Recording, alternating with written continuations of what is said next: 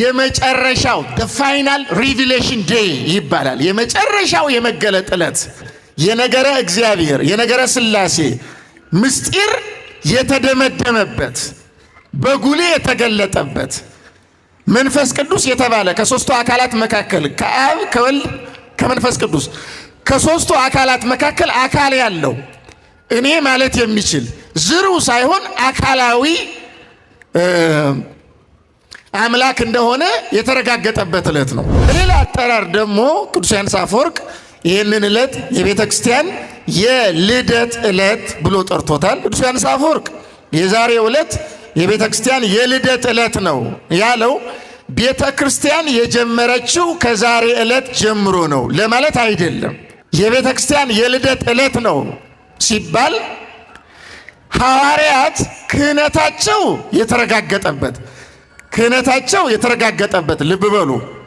የክህነትንም ሥራ አንድ ብለው ማጥመቅንም ማስተማርንም ወደ ቤተ ክርስቲያን መጨመርንም አንድ ብለው የጀመሩበት ዕለት ነው።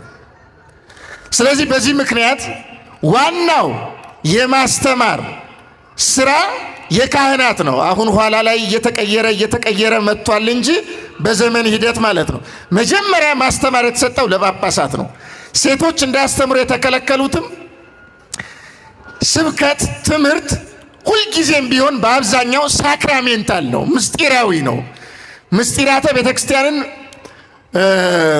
ጠብቀው የሚያገለግሉ ካህናት ናቸው እንዲሰብኩ የተፈቀደላቸው። በመጀመሪያው ትውፊት መጀመሪያ ጳጳሳት፣ ከዛን ቄሶች፣ ከዚያን ዲያቆናት በቤተ ክርስቲያን ቀኖና ተፈቅዶላቸዋል።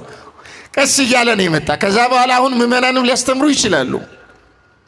ቲክቶክ ላይ እንደሚደረገው አይደረግም እንጂ ቲክቶክ ላይ በሽተኛ ሁሉ የራበው ሁሉ እየገባ ነገረ መለኮት ካላስተማርኩ እያለ ይረብሻል። እንግዲህ ታውቃላችሁ። ከዚህ መካከልም እንደዛ የሚያደርግ ሊኖር ይችላል። ያ እንደ ፈተና ነው የሚወሰደው። እንደ ትልቅ ፈተና ነው የሚወሰደው። በዚህ ያሉ ፕሮቴስታንቶች ሚሉት ልሳን የሚባለው ነገር ለእግዚአብሔር ብቻ የሚናገሩት ነው፣ የተሰወረ ነገር ነው፣ ሰዎች የማያውቁት ነው አሉና በ19ኛው መቶ ክፍለ ዘመን ማለት ሰዎች ርቧቸው ሊሆን ይችላል። እርግጥ ጉግል ብታረጉ የምታገኙት ምንባብም አለ። ጀርመን ምድር ላይ ነው የጀመረው ፋየር እሳት እያለ ነው የጀመረው።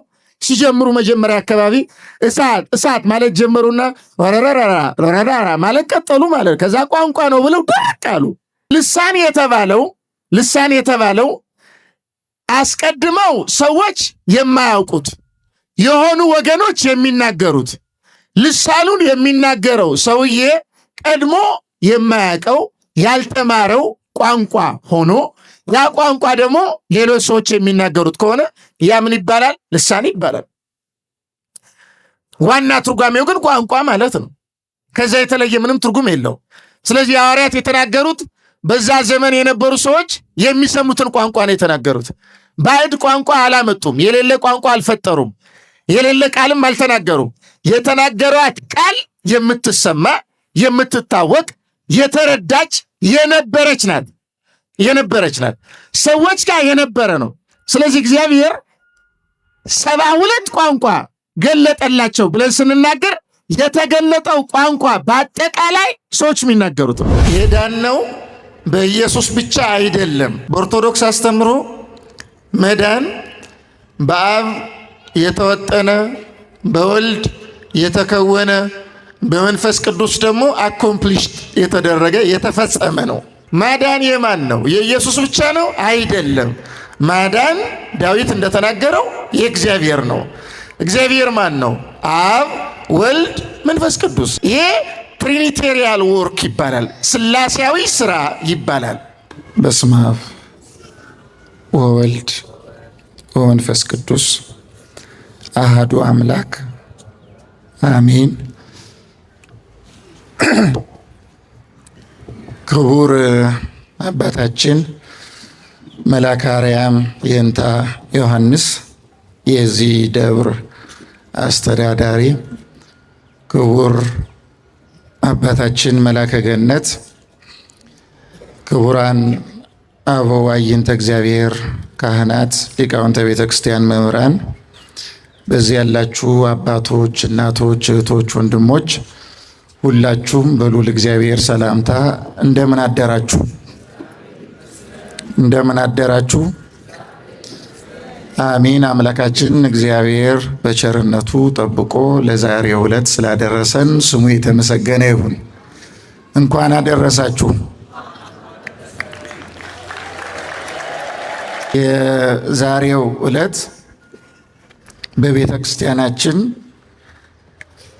ከሚከበሩ ታላላቅ አበይት ከሚባሉ በዓላቶች መካከል አንዱ በዓል ነው። የዛሬው ዕለት የሚቆጠረው ለኢየሱስ ክርስቶስ በዓል ተሰጥቶ ነው የሚቆጠረው። ከጌታችን 9 አበይት በዓላት መካከል አንዱ ተደርጎ ነው የሚቆጠረው። ግን የተከሰተው ክስተት ደግሞ የመንፈስ ቅዱስ ስራን የሚያመለክት ክስተት ነው የተከሰተው። ከዚህ የተነሳ በዓሉ በዓለ ጰራቅሊጦስ እየተባለ ይጠራል። እንግዲህ ብሉይ ኪዳን እና አዲስ ኪዳን ያላቸውን ግንኙነት የሚያስረዳ በዓል ነው። ብሉይ ኪዳን ታላላቅ በዓላቶች ይከበሩበት የነበረ ዘመን ነው። በዛ ዘመን እስራኤል ዘሥጋ ከግብፅ ባርነት በወጡበት ጊዜ እግዚአብሔር በእስራኤላውያን ላይ ወይም በግብፅ ምድር ላይ በነበሩት አካላት በኩሮቻቸው እንዲገደል ባዘዘ ጊዜ እስራኤላውያን በቤታቸው መቃ ላይ ጉበል ላይ የፋሲካውን በግ ደም በማድረጋቸው ምክንያት በኩሮቻቸው እንዳይሞቱ መልአከ ሞት አልፏቸው ነበረ። ኋላም ከግብፅ ባርነት ወጥተው ወደ ከነዓን ተጉዘዋል። በዚህ ምክንያት የመውጣት በዓል እያሉ የፋሲካን በዓል ያከብራሉ። ከዛን ከፋሲካው በዓል በኋላ 50 ዕለታት እስከ ዛሬው ዕለት ያሉ ዕለታት የነፃነት የማሸነፍ ዕለታት ወይም የምስጋና ዕለታት እያሉ ያከብሯቸዋል። ይህን 50ኛውን ቀን ደግሞ ራሱ ዕለቱን በዓለ ሰዊት በዓለ መከር ብለው ከሰብሎቻቸው መካከል የመጀመሪያ ፍሬ ያፈራውን ለእግዚአብሔር መስዋዕት አድርገው የሚያቀርቡበት በብሉይ ኪዳን በዓለ መከር በዓለ ሰዊት እየተባለ የሚጠራው ዕለት ነው ዛሬ በሐዲስ ኪዳን የሚተረጎመው። ስለዚህ በጥላው በዛሬው ዕለት ለእግዚአብሔር ምስጋና ያቀርባሉ። በዛሬው ዕለት ከበኩሮቻቸው መካከል የመጀመሪያውን ለእግዚአብሔር መስዋዕት አድርገው ያቀርባሉ። ከእህልም ከሌላም ለእግዚአብሔር መስዋዕት ያቀርባሉ። እንዲሁም ደግሞ ታላላቅ ሊቃውንት እንደሚናገሩት እስራኤል ከግብፅ ባርነት ከወጡ በኋላ የፋሲካውን በዓል ካከበሩ በኋላ በ50ኛው ቀን አምላካችን እግዚአብሔር በሲና ተራራ ላይ ለሊቀ ነቢያት ሙሴ የብሉይ ኪዳኗን ታቦት 10ቱ ትእዛዛት በተጻፉበት በጽላት 2ቱን ጽሌዎች ለሙሴ ሰጥቷል። ትእዛዛት የተጻፉበትን ማለት ነው። ከዚህ የተነሳ የዛሬው ዕለት ሕገ እግዚአብሔር የተሰጠበት ዕለት እየተባለም ይጠራል እና ትርጓሜው ምስጢሩ ወደዚህ ወደ ሐዲስ ኪዳን ወደ አካሉ መጥቶ ሲተረጎም የመንፈስ ቅዱስ ጸጋ የታደለበት መንፈስ ቅዱስ በእኛ መዳን ውስጥ ያለው ድርሻ የተገለጠበት ዕለት ነው እና በዓሉን ለኢየሱስ ክርስቶስ የምንሰጠው የነገረ ድህነትን መሰረታዊ ሐሳብ ማዕከል አድርገን ነው እና አንዳንድ ሊቃውንት እንዲያውም የዛሬውን ዕለት ዘ ዴይ ኦፍ ትሪኒቲ የሥላሴ ዕለት እያሉ ይጠሩታል። እስኪ ተናገሩ እናንተ። የማን ዕለት አልኳችሁ? በደንብ ተናገሩ። የማለት መዳን በኦርቶዶክስ አስተምሮ መሰረት የኢየሱስ ብቻ አይደለም። ያዳነን ኢየሱስ ብቻ ነው የሚለው ያው ብዙ ኮንሰፕትና መረዳት የሌላቸው ሰዎች አስተሳሰብ ነው። በኦርቶዶክስ አስተምሮ መዳን በአብ የተወጠነ፣ በወልድ የተከወነ፣ በመንፈስ ቅዱስ ደግሞ አኮምፕሊሽ የተደረገ የተፈጸመ ነው። ስለዚህ የዳነው በኢየሱስ ብቻ አይደለም። የዳነው በአብ በወልድና በመንፈስ ቅዱስ ነው። ስለዚህ ድህነት ስላሴያዊ ነው፣ ስላሴያዊ ነው። ዛሬ ደግሞ የድህነት ድምዳሜ ፍጻሜ የተረጋገጠበት ዕለት ነው። አካላዊ ቃል በተለየ አካሉ ሰው ሆኖ በዚህ ምድር ስግው ቃል ተብሎ ተገልጧል። አምላክ ሰው ሆኖ የተገለጠው እኛን ለማዳን ነው። ሰው የሆነው ደግሞ ስለኛ በእኛ ቦታ ተገብቶ እኛ ልናደርግ የሚገባንን ነገር በሙሉ እርሱ አድርጎ ቤዛችን ለመሆን ነው። እርሱ ቤዛ በመሆኑ ምክንያት ስለኛ ሰው ሆኖ በመገለጡ ምክንያት በመራቡ፣ በመጠማቱ፣ በመሰቀሉ፣ በመሞቱ፣ በመቀበሩ በዚህ ምክንያት እኛ የምናገኘው ምንድን ነው? ኢየሱስ ለእኔ ቤዛዬ ነው ወይም ለእኛ ቤዛችን ነው እንላለን። ቤዛችን የሆነው ለምንድን ነው ስንል እኛን ለማዳን ነው። ማዳን የማን ነው? የኢየሱስ ብቻ ነው? አይደለም። ማዳን ዳዊት እንደተናገረው የእግዚአብሔር ነው። እግዚአብሔር ማን ነው? አብ፣ ወልድ፣ መንፈስ ቅዱስ። አብ፣ ወልድ፣ መንፈስ ቅዱስ አንድ እግዚአብሔር ይባላሉ። ስለዚህ ዛሬ መንፈስ ቅዱስ ጸጋውን ገለጠ ስንል የመንፈስ ቅዱስ ጸጋን መግለጥ፣ ቤተክርስቲያንን ማሞቅ፣ ቤተክርስቲያንን ማደስ፣ መባረክ፣ ማንጻት፣ መቀደስ ይሄ ትሪኒቴሪያል ወርክ ይባላል። ስላሴያዊ ስራ ይባላል። በስላሴ ዘንድ ውስጣዊ ውጫዊ የሚባል ግብር አለ። ውጫዊ ግብር ማለት እግዚአብሔር ይመግበናል፣ ይጠብቀናል፣ ያነጻናል፣ ያድሰናል፣ ይቀድሰናል፣ ይፈውሰናል፣ ያከብረናል፣ ያድነናል። ይህን ያደርጋል። ማዳን፣ መመገብ፣ ማንጻት፣ ማክበር፣ መፈወስ፣ ጸጋ መስጠት ይህን ነገር ማድረግ የመንፈስ ቅዱስ ብቻ አይደለም፣ የወልድም ብቻ አይደለም፣ የአብም ብቻ አይደለም፣ የስላሴ ነው። በዚህ ምክንያት ነው የዛሬው ዕለት የስላሴ ዕለት ይባላል። በአንዳንድ ሊቃውንት ደግሞ ዕለት የመጨረሻው ፋይናል ሪቪሌሽን ዴይ ይባላል። የመጨረሻው የመገለጥ ዕለት። እስኪ ይህንንም ተናገሩ። የመጨረሻው እስኪ በሉ። የመገለጥ ዕለት። ይሄ የመጨረሻው የመገለጥ ዕለት የነገረ እግዚአብሔር የነገረ ስላሴ ምስጢር የተደመደመበት በጉሌ የተገለጠበት መንፈስ ቅዱስ የተባለ ከሶስቱ አካላት መካከል ከአብ ከወልድ ከመንፈስ ቅዱስ ከሶስቱ አካላት መካከል አካል ያለው እኔ ማለት የሚችል ዝሩ ሳይሆን አካላዊ አምላክ እንደሆነ የተረጋገጠበት ዕለት ነው።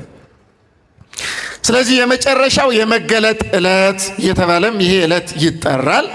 በሌላ አጠራር ደግሞ ቅዱስ ዮሐንስ አፈወርቅ ይህንን ዕለት የቤተ ክርስቲያን የልደት ዕለት ብሎ ጠርቶታል። ግን ይሄ ዕለት የልደት ዕለት ይባላል አይባልም የሚለውን አጭር ነገር መናገር ያስፈልጋል። ቅዱስ ዮሐንስ አፈወርቅ የዛሬው ዕለት የቤተ ክርስቲያን የልደት ዕለት ነው ያለው ቤተ ክርስቲያን የጀመረችው ከዛሬ ዕለት ጀምሮ ነው ለማለት አይደለም። ይሄ እንደዛ ከሆነ ስህተት ነው። እንደዛ አይደለም ያለው ቅዱስ ዮሐንስ አፈወርቅ። የቤተ ክርስቲያን የልደት ዕለት ነው ሲባል ሐዋርያት ክህነታቸው የተረጋገጠበት ልብ በሉ።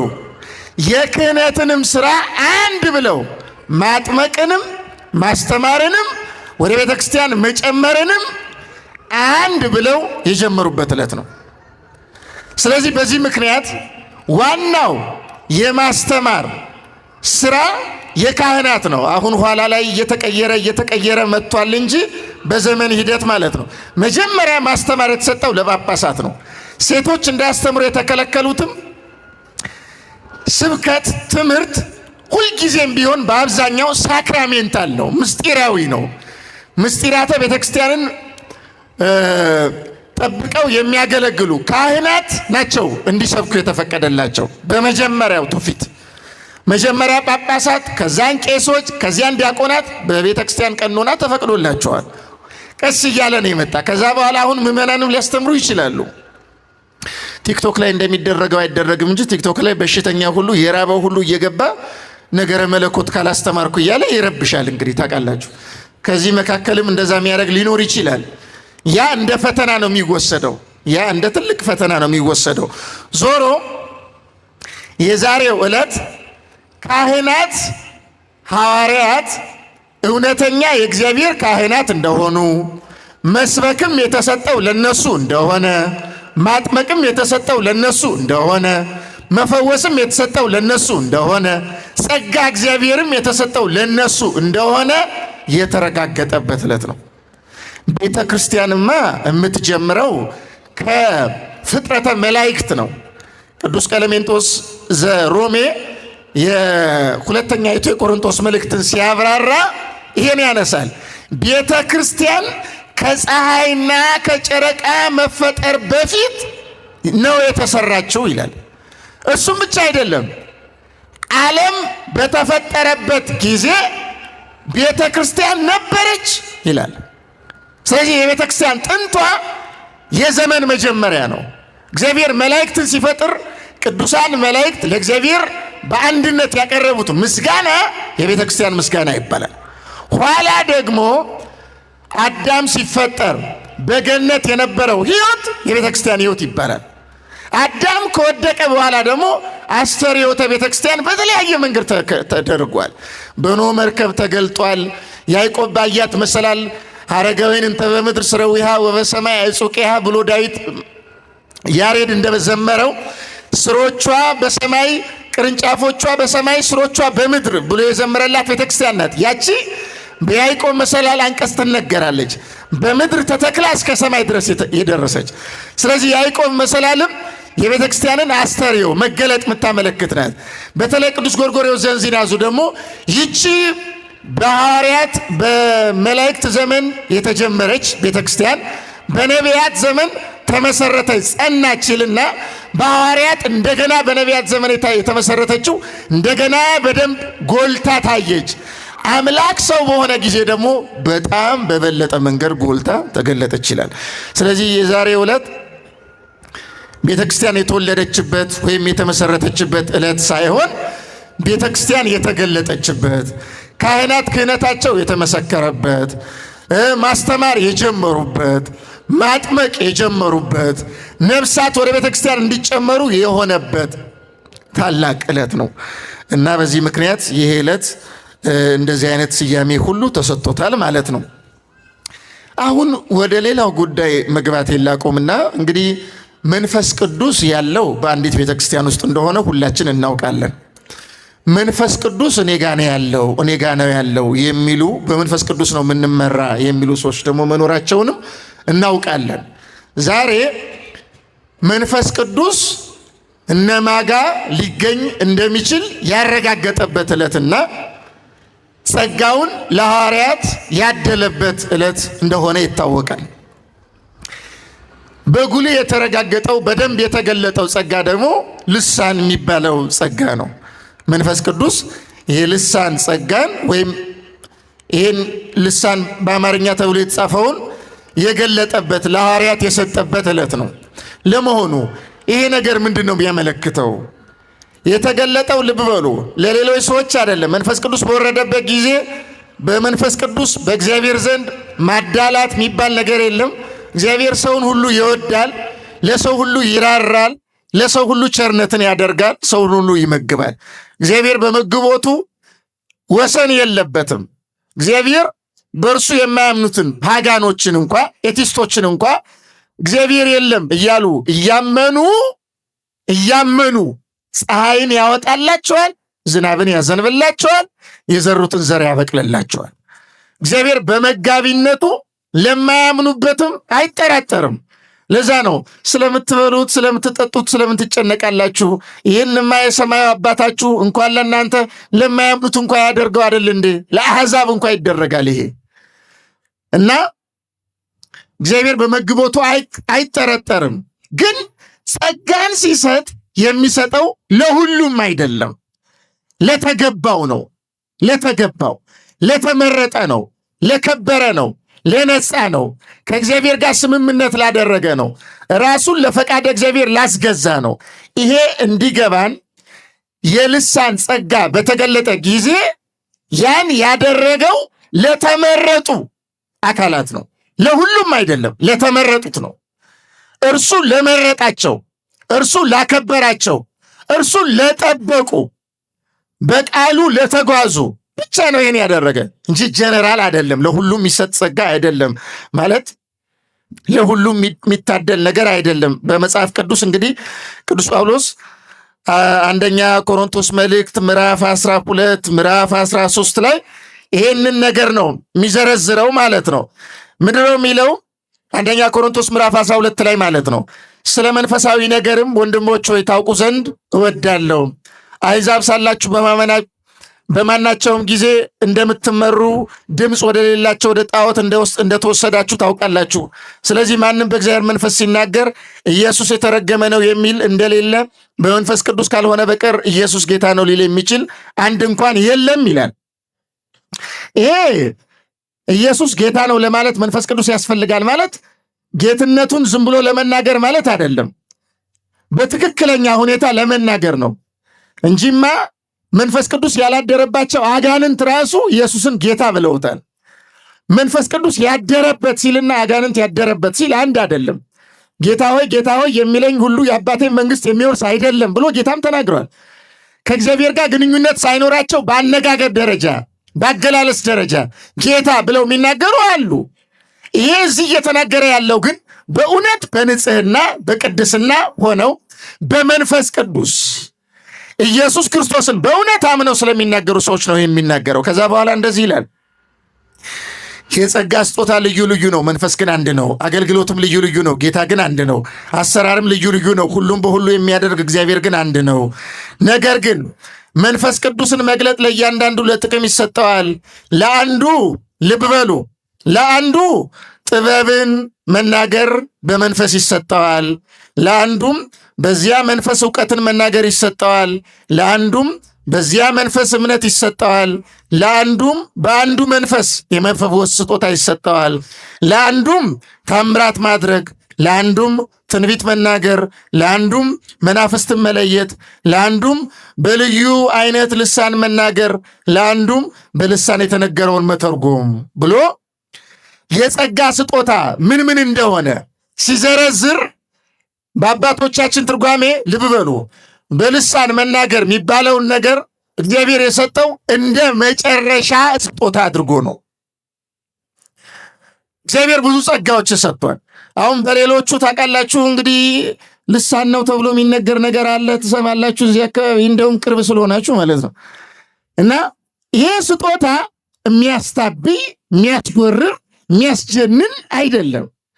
በጸጋ ስጦታ ከሆነ የመጨረሻ ተደርጎ ነው የተቀመጠው። የመጨረሻ ልብ በሉ፣ ከሱ የሚቀድሙ የመጀመሪያ ስጦታ የሚባሉ አሉ። ይሄ የተሰጠው እንደ መጨረሻ ተደርጎ ነው የተሰጠው። አንደኛ የተሰጠው የጸጋ ስጦታ ልሳን የሚባለው ምን አይነት ስጦታ ነው? የቋንቋ ስጦታ የሚባለው አሁን ሰዎች እንደሚናገሩት በኋላ በ19ኛው ክፍለ ዘመን የመጣው አይነት ነው ወይስ ምን አይነት ስጦታ ነው? ይሄ መጽሐፍ እንግዲህ የቆሮንቶስ መጽሐፍ የተጻፈው መጀመሪያ በግሪክ ነው። በግሪክ በመጀመሪያ ቋንቋ አሁን እኛ በዚህ ልሳን ብለን የምንናገረውን በግሪክኛ ሲጽፈው የሚጽፈው በዚሁ ልሳን በሚል ቃል አይደለም። እየሰማችሁ ነው ወይ? በግሪክ ቃሉን በሁለት መንገድ ይገልጸዋል። አንደኛ የግሪኩ ቃል የሚለው እዚህ አሁን ቆሮንቶስ መልእክት ላይ ያለው ግሎሳ ብሎ ነው የሚገልጸው። እስኪ ግሎሳ በሉ እስኪ። የግሪክ ቃል ነው ይሄ። በግሪኩ አሁን በዚህ ያሉ ፕሮቴስታንቶች የሚሉት ልሳን የሚባለው ነገር ለእግዚአብሔር ብቻ የሚናገሩት ነው፣ የተሰወረ ነገር ነው፣ ሰዎች የማያውቁት ነው አሉና በ19ኛው መቶ ክፍለ ዘመን ማለት ሰዎች ርቧቸው ሊሆን ይችላል። እርግጥ ጉግል ብታረጉ የምታገኙት ምንባብም አለ። ጀርመን ምድር ላይ ነው የጀመረው ፋየር ፋየር ፋየር እሳት እሳት እሳት እያለ ነው የጀመረው። ሲጀምሩ መጀመሪያ አካባቢ እሳት እሳት ማለት ጀመሩና ረራራ ማለት ቀጠሉ ማለት ከዛ ቋንቋ ነው ብለው ደቅ አሉ። የሆነ ቦታ የሆነ አይነት አነጋገር የሆነ አይነት አገላለጽ ምን እንደሆነ ከየት እንደመጣ ማን እንደገለጠው ማን እንደሚናገረው ማይታወቅ ማለት ነው። ዝም ብሎ ግጥም ጥምጥም ምናምን አድርገው ያልሆነ ነገር ይናገራሉ። እና ልሳን የሚባለው እሱ ነው ይላሉ። በመጽሐፍ ቅዱስ በአንደኛ ቆሮንቶስ አሁን ባነበብኩላችሁ ምንባብ ላይ በግሪክ የተጻፈው ግሎሳ ተብሎ ነው። በግሪክ በመጀመሪያ ቋንቋው በግሪኩ ግሎሳ የሚለውን ቃል ሲተረጉመው ወደ እንግሊዘኛ በመዝገበ ቃል ሲያመጣ ላንጉጅ ነው የሚለው፣ ቋንቋ ነው የሚለው። ልብ በሉ ቋንቋ። ወይም ደግሞ በሐዋርያት ሥራ የተጻፈውን ብናየው በሐዋርያት ሥራ ምዕራፍ 2 ላይ የተጻፈውን ብናየው ሐዋርያት በተለይ ቅዱስ ጴጥሮስ በሚያስተምርበት ጊዜ በተለያየ ቋንቋ ተናገረ። ይሄ ሰው አናውቀውም ምን እንዴት በእያንዳንዳችን ቋንቋ ይናገራል ብለው እስኪደነቁ ድረስ ተናገረ። ያን ጊዜ የተናገረውን አገላለጽ በግሪኩ ኑሎ ይናገረዋል፣ ዜኖ ግሎሲ ይለዋል። ልብ በሉ ዜኖ ግሎሲ በእንግሊዝኛ ሲተረጎም ፎሬን ላንጉጅ ማለት ነው። ምን ማለት ነው? የውጭ ቋንቋ፣ የማያውቁት ቋንቋ፣ የሌላ ሀገር ቋንቋ፣ የሌሎች ሰዎች ቋንቋ ማለት ነው። ሐዋርያት የሚያውቁት ቋንቋ ነበረ። ያን ጊዜ ደግሞ የተናገሩት ቋንቋ ነበረ። ያን ጊዜ የተናገሩት ቋንቋ ለምሳሌ አንድ ሰው ወላይትኛ ተናጋሪ እዚህ ቢኖር ወላይትኛ ቋንቋ ሲናገር ኑሮ የሆነ ጊዜ ሳያስበው ሳይማር ሳያነብ ሳይነግሩት ዕብራይስጥ መናገር ቢጀምር ለዚያ ሰው ተገለጠለት ቋንቋ ልንል እንችላለን። ለምን? ሰውየው ይናገር የነበረው ቀድሞ ወላይትኛ ነው። አሁን ደግሞ ዕብራይስጥ መናገር ጀምሯል። ያንን ዕብራይስጥ ቋንቋ ደግሞ የሚሰሙ ሰዎች አሉ።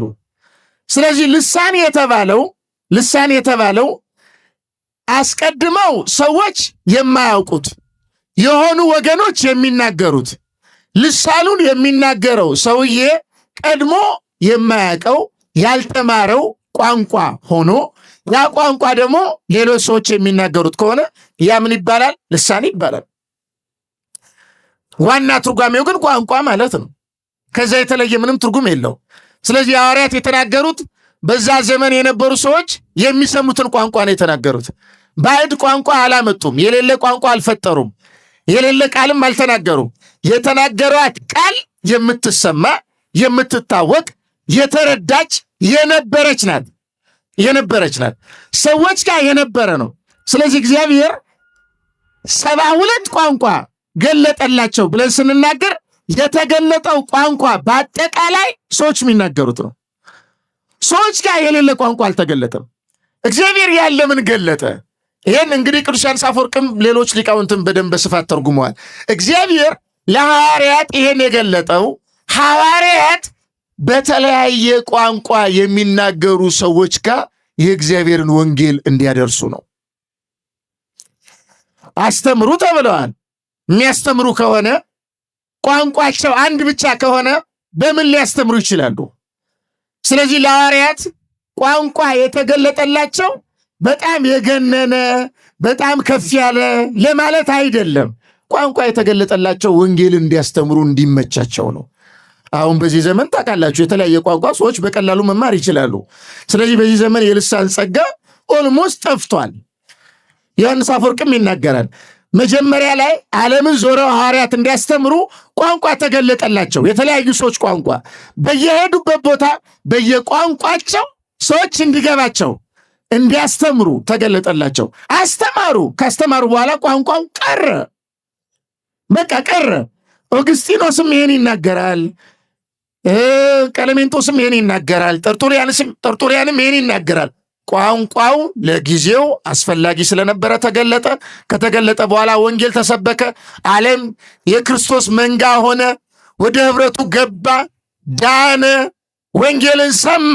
ከዛ በኋላ የቋንቋ ጸጋ ምናምን የሚባለው ነገር ቀረ። ኋላ በ19ኛው ክፍለ ዘመን ፕሮቴስታንቶች ደግሞ የልሳን ጸጋ ምናምን ብለው ሌላ ነገር ፈጠሩ። ይሄ በቤተ ክርስቲያን ታሪክ የሌለ በአባቶቻችን ትምህርት የሌለ በኋላ ላይ የመጣ እንግዳ ልምምድ ነው። ይሄ ልምምድ በጣም ብዙ ቅዠቶች ያሉበት፣ አስነዋሪ ተግባሮች ያሉበት ነገር ነው። አሁን ይህንን ሳብራራው ልቆይ አልችልም። አንድ ሊቅ የተናገረዋል። አንድ ሊቅ ስለዚህ ጉዳይ ስለ ቋንቋ ጉዳይ የራሳቸው የፕሮቴስታንቶች ስኮላር ያስተማረው ወይም የተናገረው ንግግር ምናልባት ከጠቀማችሁ ትንሽ ላነብላችሁ እችላለሁ። እና አንድ መጽሐፍ አለ እሱ ያዘጋጀው የፕሮቴስታንት ፓስተር የነበረ ወይም የዚያ አገልጋይ የነበረ ሰው ነው። እና ይሄ ሰው በአንድ መጽሐፉ ላይ ስለዚህ ጉዳይ የተናገረውን ነው በጣም ባጭሩ ላነብላችሁ የምችለው ማለት ነው። ምናልባት መጽሐፉን የምትፈልጉ ከሆነ መጽሐፉንም ልጠቁማችሁ እችላለሁ። ግን ደግሞ መጽሐፉን ማንበብ የማትፈልጉ ከሆነ ምን ያደርጋል ልናገር አልችልም። ዶክተር ነው፣ ምርምር አድርጓል፣ የፕሮቴስታንት ቤተ እምነት ተከታይ ነው። ኋላ ላይ ግን ከዚያ ይወጣል እና መጽሐፉ ምንድን ነው የሚለው? ታንግ ነው የሚለው። እዛ መጽሐፍ ላይ ምን ብሎ ነው የሚናገረው? ቀለል አድርጌ ላቅርበው። ይሄ ነው ዱሪንግ the prayer time some of the pastor jumped on the platform። በጸሎት ጊዜ አንዳንድ ከፓስተሮች መካከል እዚያ ከነበሩት መካከል በመድረክ ላይ መዝለል ጀመሩ። ልብ በሉ ሰውየው የሚናገረው እዛው ቁጭ ብሎ እያየ። ይሄ ቀላል ነገር ነው፣ አሁንም ለማረጋገጥ ብዙ ከባድ ስላልሆነ ማለት ነው። ፓስተሮቹ መዝለል ጀመሩ። afterward I learned that they were the member of the church which is called the jumping church። ለምን መምህራኑ በአውደ ምሕረት ላይ ፓስተሮች ማስተማር ጀመሩና ከትንሽ ጊዜ በኋላ ዝላይ ጭፈራ ጀመሩ። ከዚያ በኋላ እኔ አንድ ነገር ተረዳው ነው የሚለው ይህ ሰው። ይሄ ቤተ ክርስቲያን የዘላዮች ቤተ ክርስቲያን ነው ማለት ነው። እየሰማችሁ ነው አይደለም? የዘላዮች ቤተ ክርስቲያን ነው ማለት ነው። ከዛም በኋላ ሊስትነር ሰማያኑ ፓስተሮቹ እየዘለሉ መናገር ሲጀምሩ ሰማያኑ ረን ሂር ኤንድ ዴር። ልብ በሉ እጃቸውን ክላምፒንግ ዴር ሃንድስ ይልዲንግ ኤንድ ክራይንግ ላውድሊ ድምፃቸውን ጮክ አድርገው እየጮሁ እጃቸውን እያጨበጨቡ ሰማያኑ እዚህ ጋር ያሉት አሁን እኔ እያስተማርኩ ነው። እዚህ አሁን እያስተማርኩ እኔ እናንተ እዚህ ያላችሁ ድምፃችሁን ጮክ አድርጋችሁ እየጮኋችሁ እያላችሁ ከያላችሁበት እያጨበጨባችሁ ወደዚያ ወደዚህ ሩጫ ወዲያ ሩጫ ብትጀምሩ ላስተምር እችላለሁ?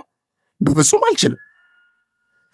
ፓስተሮቹ ያልሆነ ነገር መናገር ጀምረው በአውደ ምሕረት ላይ ዝላይ ሲጀምሩ ህዝቦቹ ነው የሚለው ተነሱና ግማሹ ወደዚያ ግማሹ ወደዚህ ሩጫ፣ ጩኸት፣ ጫጫታ፣ ጭብጨባ ተጀመረ ነው የሚለው። ይሄ ሰውዬ ዶክተር ነው እና የሰውዬ እኔና ከዚያ በኋላ ምን ሆነ መሰላችሁ? I was confused። ሰው ወደዚያ ወደዚህ ሲሄድ ድምፁን ከፍ እያደረገ ሲጮህ፣ ሲያጨበጭብ፣ ሲንጫጫ እኔ እጅግ በጣም ግራ ተጋባው ነው የሚለው። I was confused፣ ግራ ተጋባው። toward the end of the prayer time የጸሎቱ መጨረሻ ጊዜ እየደረሰ ሲመጣ several ladies በጣም ብዙ ሴቶች ወይም ልጃገረዶች and young girls ልጃገረድ ሴቶች were wakened በጣም ደከሙ and started to speak in tongues ሮጠው ጮኸው ምን ብለው ድክምክም ስብርብር ልፍስፍስ ካሉ በኋላ በቋንቋ መናገር ጀመሩ። እየሰማችሁ ነው የምናገረው? ይሄ ፓስተሩ የተናገረው ነገር ነው። በቋንቋ መናገር ጀመሩ እነዚህ ሰዎች ከደካከሙ በኋላ ማለት ነው። እና የሚናገሩትን ቋንቋ ሲናገር ምን ይላል? no one interpreted አንድ ሰው እንኳን ሊተረጉመው አይቻልም። that which surprised me the most was በጣም ደግሞ እጅግ በጣም ያስደነቀኝ ፓስተሩ እንዲህ ማለት ጀመረ። እኔ እኮ ከእግዚአብሔር ተልኬ የመጣው ሰው ነኝ። ከላይ ከሰማይ ነው አሁን ውርድ ብዬ የመጣሁት። እዚያው ሲያስተምር ቆይቶ ማለት ነው። ከሰማይ ነው አሁን ብቅ ያልኩት ብሎ መናገር ጀመረ። ሌሎች ሰዎችም ደግሞ ሰው ሊሰማ በማይችለው ቋንቋ እርስ በርሳቸው ይነጋገሩ ጀመረ። ከዚያም በኋላ ይሄ ነገር ምንድን ነው? ፈራውኝ፣ ተንቀጠቀጥኩኝ፣ ከዚህ መውጣት አለብኝ ብዬ አሰብኩኝ እያለ ይናገራል። ይሄ ሰው ከእኔ ጋር የነበረው ረዳቴ በዚህማ ያለው የሰይጣን መንፈስ ነውና ከዚህ ልወጣ ይገባኛል ብሎ ከእኔ ጋር የነበረው ሰውዬ ወጥቶ ሄደ። እኔ ግን እስከ መጨረሻው ጊዜ ድረስ ተከታተልኩ። የደረስኩበት ድምዳሜ ነው የሚለው ይህ ሰው መጨረሻ ላይ እኔ የደረስኩበት ድምዳሜ በዚህ መንፈስ ቅዱስ የሌለ መሆኑን ነው። አለቀ በቃ። በዓለም ለመጀመሪያ ጊዜ የሌለ ነገር ፈጥረው የሚያስፈራሩ የሚፈክሩ አካላት ናቸው። እግዚአብሔር የራቀላቸው፣ ከእግዚአብሔር ጋር ጥብቅ ግንኙነት የሌላቸው፣ መንፈስ ቅዱስ ያላሞቃቸው፣ ያላነጻቸው፣ ያላጸናቸው፣ ያልባረካቸው፣ ያልቀደሳቸው፣ ያልጎበኛቸው አካላት ናቸው። ያስፈራሩናል። እስኪ ያስቡ፣ መንፈስ ቅዱስ ከፕሮቴስታንቶች ጋር ቢኖር፣ የመንፈስ ቅዱስ ጸጋ ቢኖር እንግዲህ ለምንድን ነው ወደ 50,000 ዲኖሚኔሽን ሊከፋፈሉ የቻሉት? ለምን አንድ መሆን አቃታቸው? መንፈስ ቅዱስ አንድ የሚያደርግ ነው። ልዩነቱን የሚያስወግድ ነው። ቋንቋ የተገለጠው ለሐዋርያት ዓለምን አንድ እንዲያደርጓት ነው። አንድ እንዲያደርጓት። እግዚአብሔር የቋንቋ ወሰን የለበትም። እግዚአብሔር በየትኛውም ቋንቋ የሚነገረውን ነገር ይሰማል። አንድነት ያስፈልጋል ለማለት ነው ቋንቋ የተገለጠው። ሰዎች ሁሉ ወደ አንድ ህብረት እንዲመጡ፣ አንድ የእግዚአብሔርን ቃል እንዲያውቁ፣ ወደ አንዷ መዳኛ ወደ ቅድስት ቤተክርስቲያን እንዲጨመሩ ለማድረግ ነው። ለማወዛገብ፣ ግራ ለማጋባት፣ ለመለያየት፣ ለማጠላላት፣ ለማገዳደል፣ ለማንጫጫት አይደለም። የመንፈስ ቅዱስ ጸጋ የተገለጠው የሚገለጠውም ለሁሉ አይደለም። የሚገለጠው ለነጹትና ለከበሩት ነው የሚገለጠው። እና ይህም በተመለከተ በጣም የቤተክርስቲያን ሊቃውንት በጣም ብዙዎቹ ከጥንት ጀምሮ አስተምረዋል። ባዕድ ነገር ነው አሁን እየተደረገ ያለው። የሌለ ነገር ጥቅስ ላይ ተደግፈው የእግዚአብሔርን ቃል መሰረት አድርገው በዛ ቃል ላይ ተመስርተው የራሳቸው ስሜት የራሳቸው ፍላጎት ይናገራሉ። የዛሬው ዕለት ግን ያልሆነ የማይታወቅ ሰዎች የማይሰሙት በጣም ግራ የሚያጋባ የሚያወዛግብ ነገር የተገለጠበት ዕለት ሳይሆን የዛሬው ዕለት ሰዎች የሚሰሙት የሚግባቡበት የተፈጠረ ክሬትድ ላንጉጅ የተፈጠረ ቋንቋ የተገለጠበት ዕለት ነው። ያም የተደረገው ቤተክርስቲያን ኩላዊት መሆኗን ለመናገር ነው። ኩላዊት የሁሉ መሆኗን፣ ለሁሉም በሁሉም ቋንቋ የምትደርስ መሆኗን፣ ሁሉንም በየቋንቋቸው አስተምራ የቤተክርስቲያን የምታደርግ መሆኗን፣ ቤተክርስቲያን የቋንቋ ወሰን የሌለባት መሆኗን፣ በሆነ ቋንቋ የታጠረች ጎሰኛ እንዳልሆነች፣ በአንድ ቋንቋ ብቻ ካልተነገረ የምትል እንዳልሆነች አንዳንዶች እንደሚናገሩት ኦርቶዶክስ ቤተክርስቲያን የዚህ ብሔር ናት የዚህ ብሔር ናት እንደሚሉት አይደለችም። ኦርቶዶክስ ቤተክርስቲያን የሁሉም ናት። ግሪካውያን ቢመጡ፣ ዕብራይስጥ የሚናገሩት ቢመጡ፣ አረብኛ የሚናገር ቢመጣ፣ እንግሊዝኛ የሚናገር ቢመጣ በሁሉም ቋንቋ አስተምራ ሰዎችን የመንፈስ ቅዱስ የምታደርግ ልዩ ጉባኤ ናት ቤተክርስቲያን። ስለዚህ ዛሬ የተገለጠው ይሄ ምስጢር ነው። በሌላ በኩል ቤተ ክርስቲያን የምንላት አካል መንፈስ ቅዱሳዊት አካል ናት። መንፈስ ቅዱሳዊት በመንፈስ ቅዱስ የተመሰረተች ናት። ልብ በሉ፣ መንፈስ ቅዱስ ያለባት ናት። የሥላሴ ማደሪያ ናት። የሥላሴ መታያ ናት።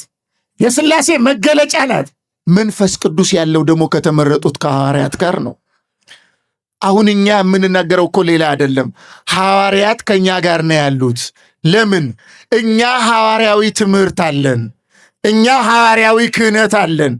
ሐዋርያዊ ክህነት የሌለው ሐዋርያዊ ትምህርት የሌለው ሐዋርያት ከኔ ጋር ናቸው እንዴት ሊል ይችላል? ለእኛ ሌላ እስትንፋስ የለንም። እስትንፋሳችን መንፈስ ቅዱስ ነው። ፊልክስዩስ የተባለ ሊቅ እንደሚናገረው ለሥጋ ነፍስ ሕይወትን ትሰጣለች። ነፍስ ከሥጋ ከተለየች ሥጋ አስከሬን ነው የሚባለው። ሥጋ ከነፍስ ጋር እስካለ ድረስ ግን በነፍስ ምክንያት ሕያው ሆኖ መኖር ይችላል። ልክ እንደዚሁ ይላል።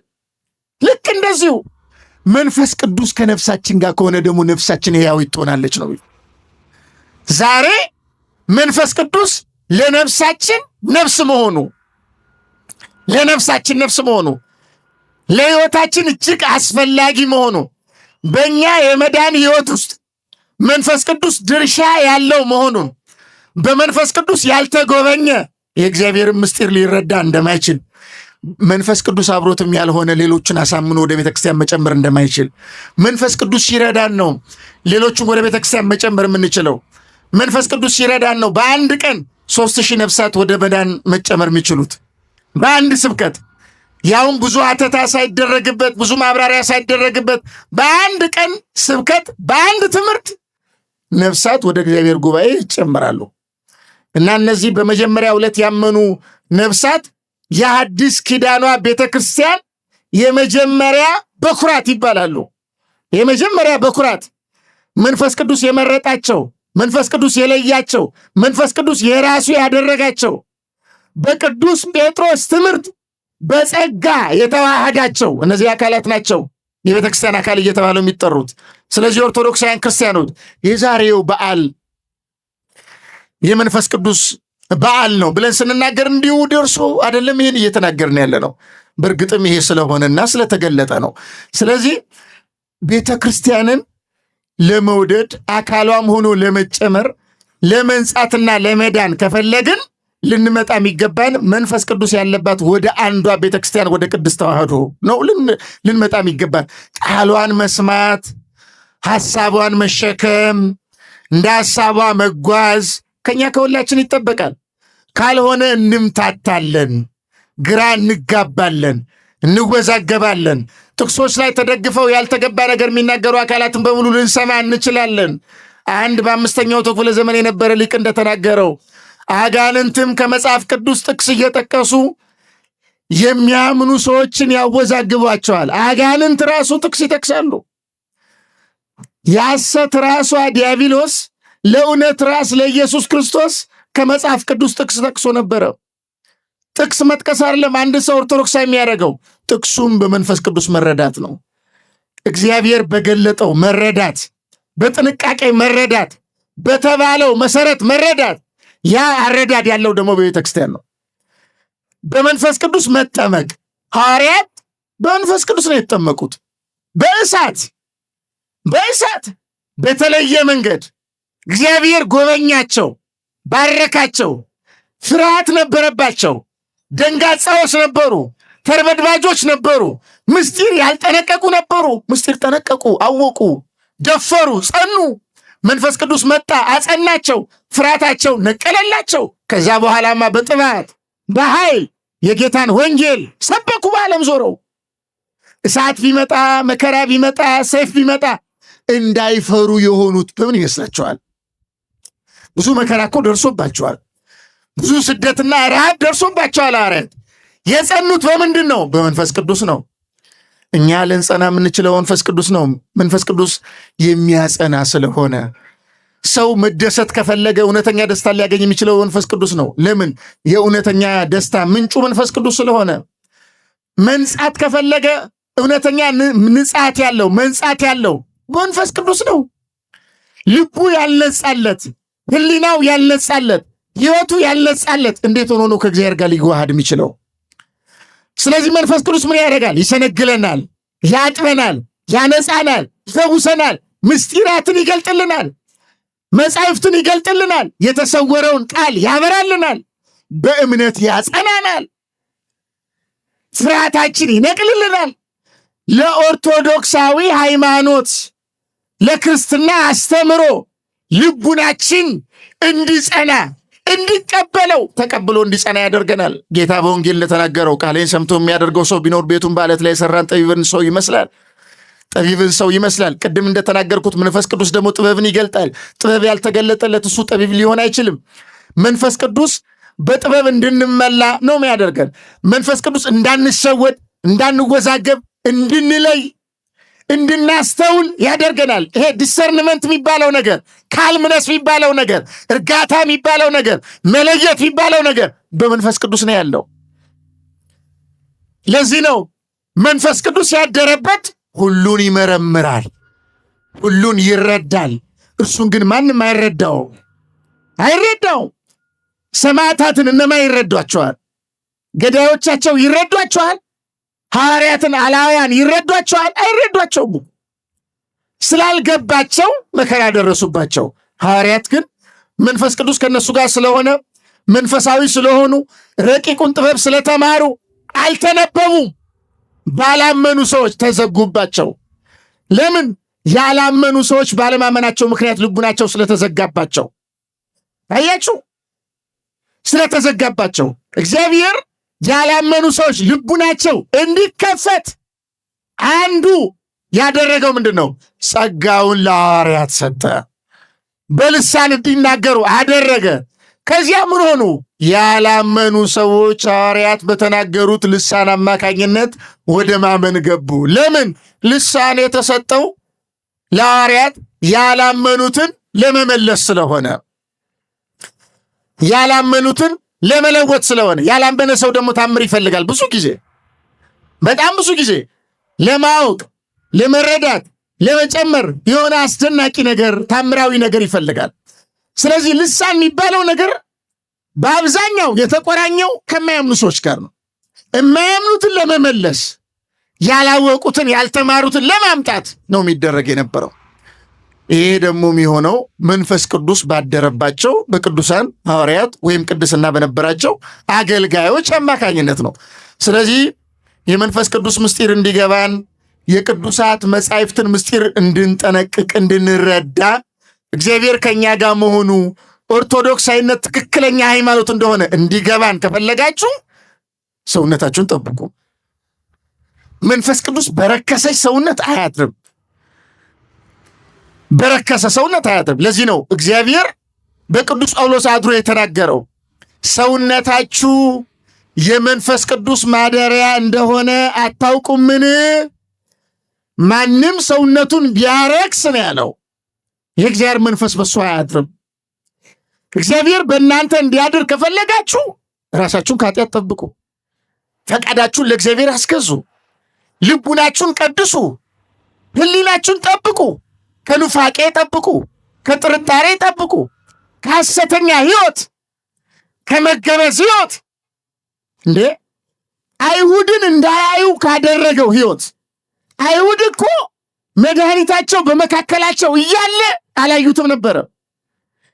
ኢየሱስን በአካል ተገልጦ በመካከላቸው እያለ ወደ ወገኖቹ መጣ። ወገኖቹ ግን አልተቀበሉትም ነው ያለው።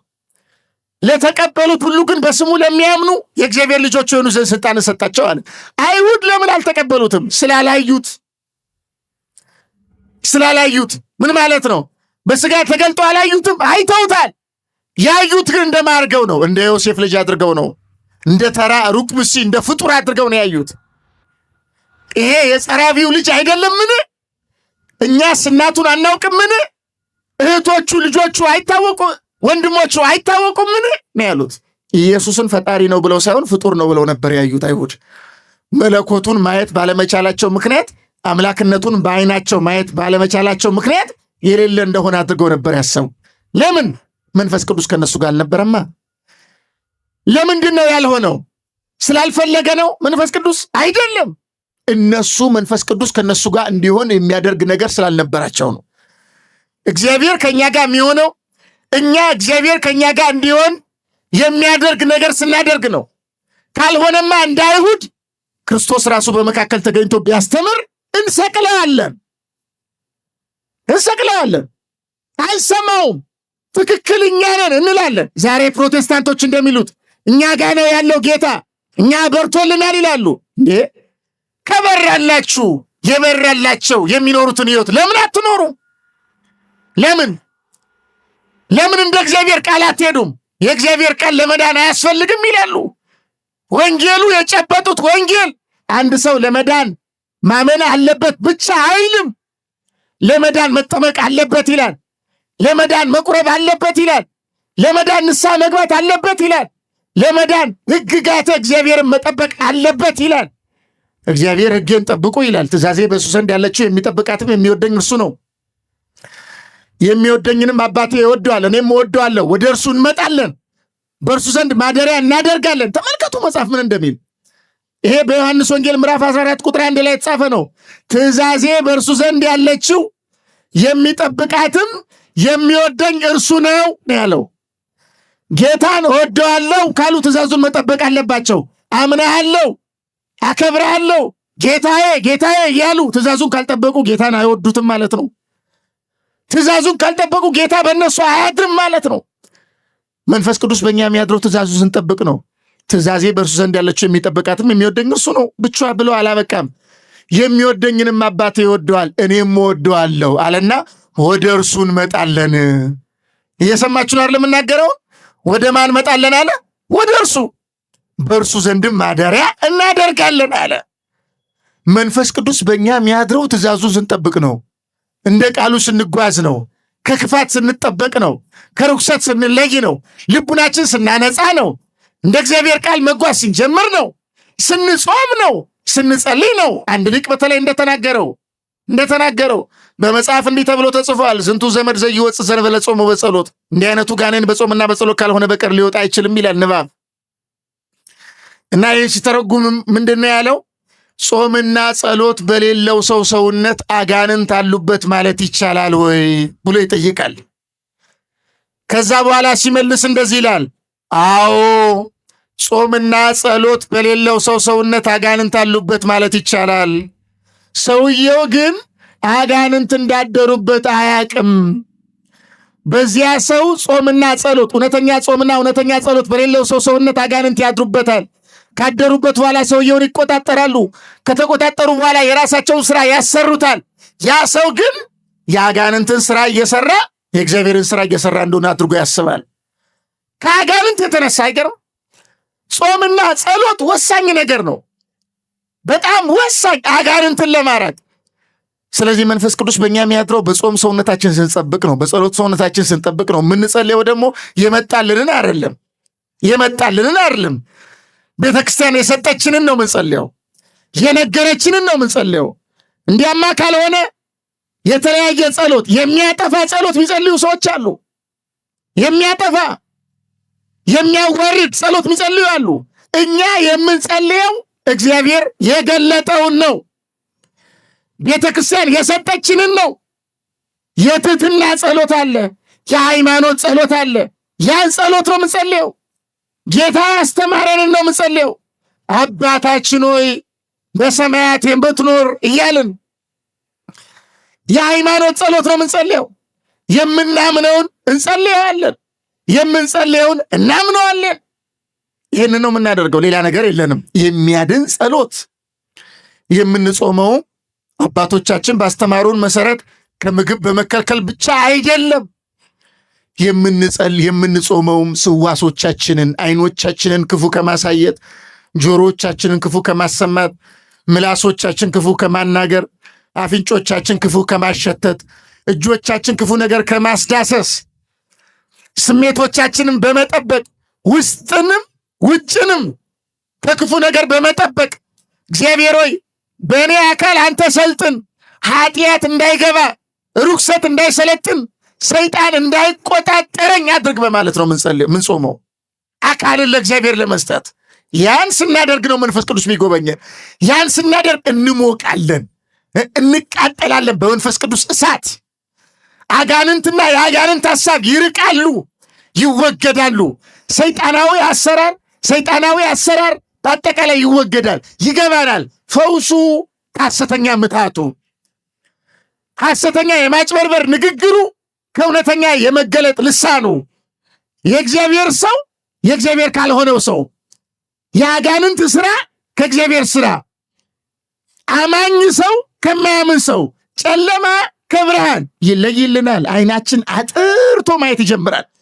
የሞተ ሰው እዚህ ጋር እያየን አንድ ሰው መጥቶ የሞተ ሰው ሲያስነሳ በአይናችን ብናይ እንኳን አንወዛገብም። ይሄን ያደረገው በእግዚአብሔር ነው ወይስ በሰይጣን ነው?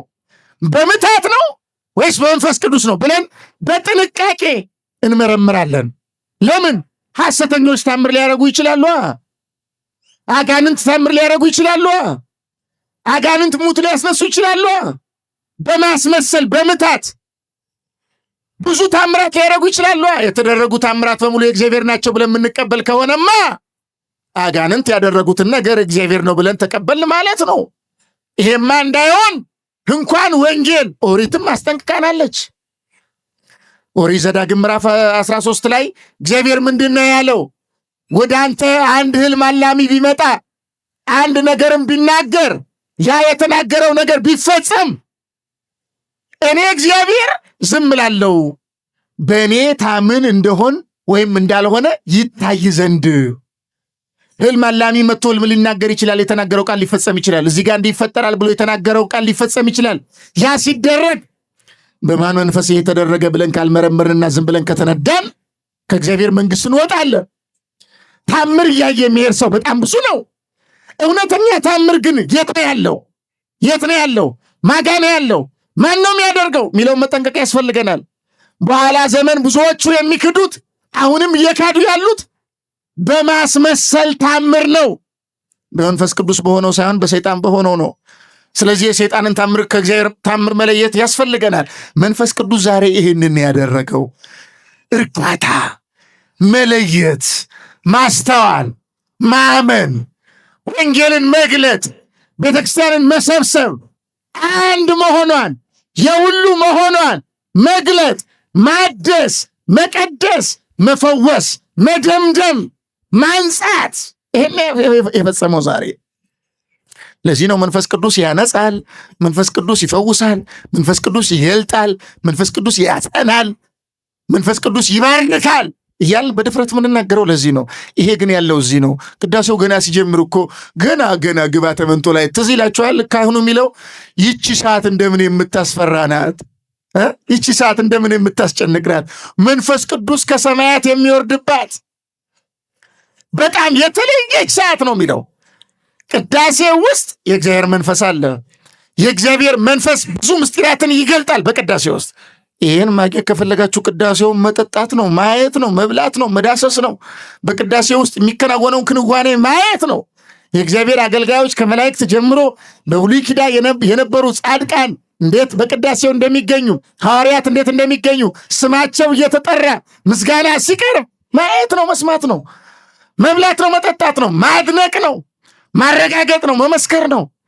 እና ይሄን ማድረግ ነው የሚገባን። ስለዚህ ዛሬ መንፈስ ቅዱስ ቤተክርስቲያንን የገለጠበት፣ ቤተክርስቲያንም ደግሞ እውነተኝነቷ የተረጋገጠበት፣ በዓለም ያሉ ሰዎችን ለማስተማር አንድ ብላ የጀመረችበት፣ በዛሬው በአንድ ስብከቷ መንፈስ ቅዱስ የጎበኛት የመንፈስ ቅዱስ ማደሪያ ፔንቴኮስታል ቸርች የሆነችው መንፈስ ቅዱሳዊት ቤተክርስቲያን የሆነችው እውነተኛዋ አንዷ ቤተክርስቲያን በአንድ ስብከት 3000 ነፍሳትን በአንድ ጊዜ የክርስቶስ አድርጋ የጨመረችበት ታላቅ ዕለት ነው እና ወገኖቻችን ኦርቶዶክሳውያን በዚህ ያላችሁ በአጠቃላይ መንፈስ ቅዱስ የሚሰራበትን መንገድ፣ መንፈስ ቅዱስ ያለበትንም ቦታ ልንረዳ ያስፈልገናል። ረጋ ብለን ቆጠብ ብለን ለይተን አስተውለን መንፈስ ቅዱስ ወዳለባት ቤተክርስቲያንም ራሳችን ወስደን ወደዚች ቤተክርስቲያን አስተሳሰብ፣ አረዳድ ህሊናችን አምተን ከፍ አድርገን ከቅዱሳን ጻድቃን ከቅዱሳን ሰማዕታት ጋር በዚች ቤተክርስቲያን ጸንተን የእነሱን አገልግሎት ማዕከል አድርገን እንድንኖር አምላካችን እግዚአብሔር ለሁላችንም ቸርነቱን ጸጋውን ያድለን።